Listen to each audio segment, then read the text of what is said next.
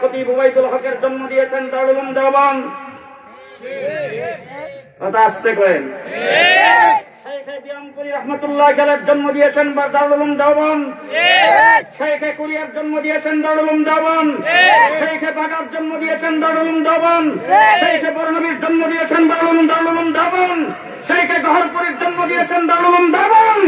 শেখে কাফিয়ার জন্ম দিয়েছেন দারুল উলুম দেওবন্দ। এই দরগা ইমাম সাহেবের জন্ম দিয়েছেন দারুল উলুম দেওবন্দ। পরিষ্কার ভাষায় বলতে চাই, হযরত মাহমুদুল হাসান দেওবন্দি রহমতুল্লাহ আলাইহি মালখাত জেলখানার ভিতর থেকে যখন বের হয়েছেন, কিছু সংখ্যক লোক এসে ওনার সামনে বসে বলতেছে, হুজুর আপনি তো বৃদ্ধ হয়ে গেছেন, শরীর স্বাস্থ্য খারাপ হয়ে গেছে, আপনি তো যে কোনো সময় ইন্তেকাল করতে পারেন, তো হুজুর আপনি এখন থেকে আর যুদ্ধ জাহাদ না করে, আপনি এরকম ভাবে মাঠে ময়দানে বক্তব্য না রেখে আপনি যদি হুজুর ঘরে বসে বসে কিছু লেখা যাইতেন, তাইলে এই লেখাগুলি বই আকারে সাইফা যদি মার্কেটে থাকতো, তাইলে হুজুর জাতি আপনাকে এই লেখাগুলি বইগুলি দীক্ষা স্মরণ রাখত। আমার তো প্রত্যেকটা সাবজেক্টে মার্কেটে লেখা আছে। হুজুর আশ্চর্য কাণ্ড, বাজারের সব লাইব্রেরি তালাশ করে আপনার একটা বইও লেখা নাই, আপনি কি করেন? আপনার কোনো বই তো আমরা দেখি না। হযরত মাহমুদুল হাসান দেওবন্দি রহমতুল্লাহ আলাইহি বলেন, শোনো, ইসলামের দ্বীন শরীয়তের কোন সাবজেক্টে লেখা তুমি তালাশ করো, আমার প্রত্যেক সাবজেক্টে লেখা আছে। আমার যদি কোরআনে কারীমের তাফসীরের সাবজেক্টে লেখা দেখতে চাও, তাহলে তোমরা জাফর আহমদ উসমানী আর শিববির আহমদ উসমানীকে দেখো।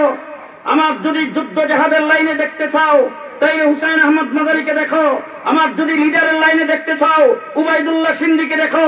আমার সাহিত্যিকতার লাইনে দেখতে চাও, পিরানির লাইনে দেখতে চাও, হাকিমুল উম্মত আশরাফ আলী তানভীকে দেখো।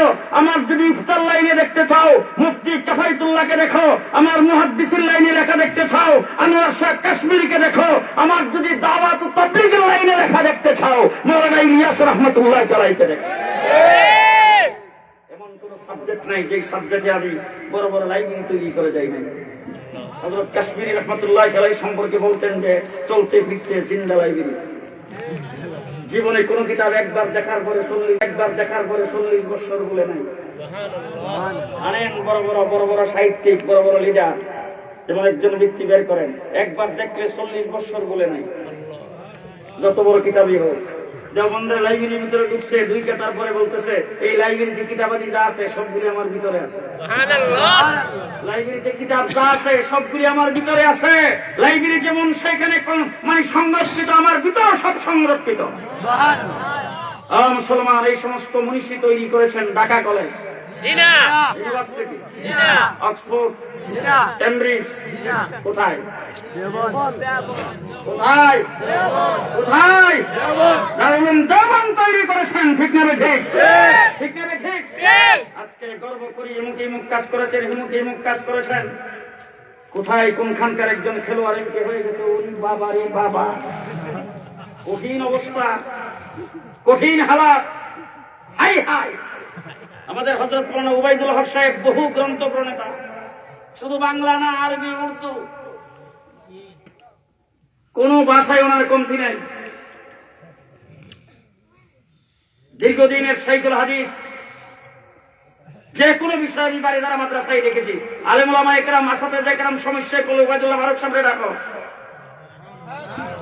ওনার সামনে বলার সাথে সাথে আইনার মতো পরিষ্কার। সবচাইতে বেশি ইসলামের বুক ফাটা কান্না আসতেছে ওনার আবেগপূর্ণ কথা শুনে। সেই স্টিমারের চালক খ্রিস্টান চিৎকার করে ডাক দিয়ে বলেন, হুজুর এই মুহূর্তে কালিমা পড়ে মুসলমান হয়ে গেলাম, আমাকে মুক্তাদি বানায় নামাজ জামাতের সাথে আদায় করেন। এই হলো আমাদের আকাবের দিন, এই হলো আমাদের দেওবন্দি উলামায়ে কেরাম। ও আমার ভাইরা, সেই দেওবন্দি উলামায়ে কেরামের যুদ্ধ জিহাদের কারণে আজকে দিন টিকে আছে। আমি আজকে পরিষ্কার ভাষায় বলতে চাই, গোটা পৃথিবীতে আল্লাহর নবীকে মহব্বতকারী কোন প্ল্যাটফর্ম যদি থাকে, সেই প্ল্যাটফর্ম হলো উলামায়ে দেওবন্দের জামাত। বাংলাদেশে রাসূলকে গালি দিয়েছে, গোটা বাংলাদেশে, গোটা পৃথিবীতে 1400 বছর ইতিহাস। আবু জেহেল রাসূলকে গালি দিয়েছেন। আবু জেহেল থেকে নিয়ে পর্যন্ত কোন ইহুদি, খ্রিস্টান, কোন কুলাঙ্গার আল্লাহর নবীর চরিত্রের উপরে কোন দাগ লাগাই নাই। আবু জাহেল রাসূলকে বলেছেন মজনুন, মজনুন, পাগল। কিন্তু আবু জাহেল কোনদিন বলে নাই মুহাম্মদ সুন্দরী পাগল। আবু জাহেল কোনদিন বলে নাই মুহাম্মদ টিজিং করছে। আবু জাহেল কোনদিন বলে নাই মুহাম্মদ কোন সুন্দরী মেয়ের দিকে তাকাইছে। কিন্তু আমার বাংলাদেশে নাস্তিক মুরতাদ ব্লগারেরা ফেসবুক আর ব্লগের মাধ্যমে আমার নবীকে বলছেন চরিত্রহীন নবী, নারীবাদী নবী, লজ্জা নবী। আমার নবীকে বলছেন সুন্দরী পাগল নবী। আমার বন্ধুগণ, সেই অবস্থা যখন হয়েছে, শাপলা চত্বর রক্তে রঞ্জিত আমাদের দ্বারাই হয়েছে। রক্ত দেওয়ার প্রয়োজন হয়েছে। আল্লাহর নবীর ইজ্জত রক্ষার্থে রক্ত আমরা দিয়েছি। হাইকোর্ট থেকে ফতোয়ার বিরুদ্ধে রায় দিয়েছে, রক্ত আমরা দিয়েছি। তসলিমা কোরআনের বিরুদ্ধে কথা বলেছে, রক্ত আমরা দিয়েছি। আজকে নবী প্রেমিক যদি তালাশ করতে চান, উলামায়ে দেওবন্দের কাছে আসেন। ঠিক না ঠিক? ইসলামকে রক্ষার জন্য আজকে আমরা পরিষ্কার ভাষায় বলি, বাইতুল মুকাররমের খতিব যখন ছিলেন তখন মসজিদের মিম্বরে বসে হুঙ্কার দিতেন। ইসলামকে রক্ষা করার জন্য মুফতি ফজলুল হক আমিনী সাহেব হুঙ্কার দিতেন, মাওলানা মুহিউদ্দিন খান হুঙ্কার দিতেন, শাইখুল হাদিস আল্লামা আজিজুল হক সাহেব হুঙ্কার দিতেন। তারা দুনিয়ার থেকে চলে গেছে, কিন্তু একটি কথা ভালো করে জেনে রাখবেন, নুরানি মক্তব কওমি মাদ্রাসার ৮ বছরের একটি বাচ্চার থেকে শুরু করে আল্লামা মুকাদ্দাস আলী সাহেবের মতো এরকম বৃদ্ধ যতদিন জীবিত থাকবে, ইসলামের বিরুদ্ধে কাউকে শব্দ করতে দেওয়া হবে না।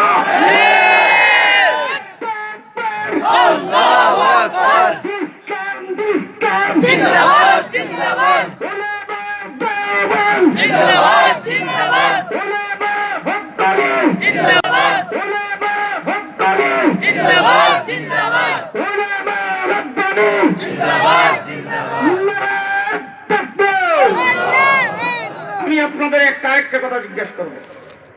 গত কোরবানির ঈদ, আপনাদের এখানে ঈদ আসে নাই? কোরবানি করছেন তো?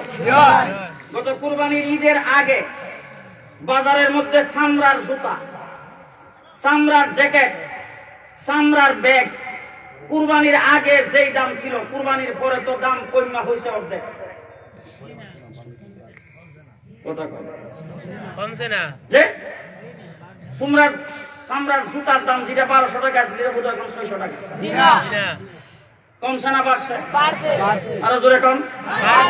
তাহলে চামড়ার জাত যত প্রকারের জিনিস হতে পারে, ভালো করে বুঝেন।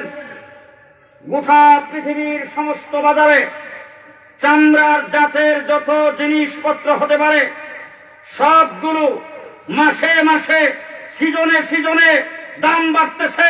গত কুরবানির ঈদের পরেও দাম বাড়ছে, কিন্তু কুরবানির ঈদে বাংলাদেশে চামড়ার দাম কমলো কেন?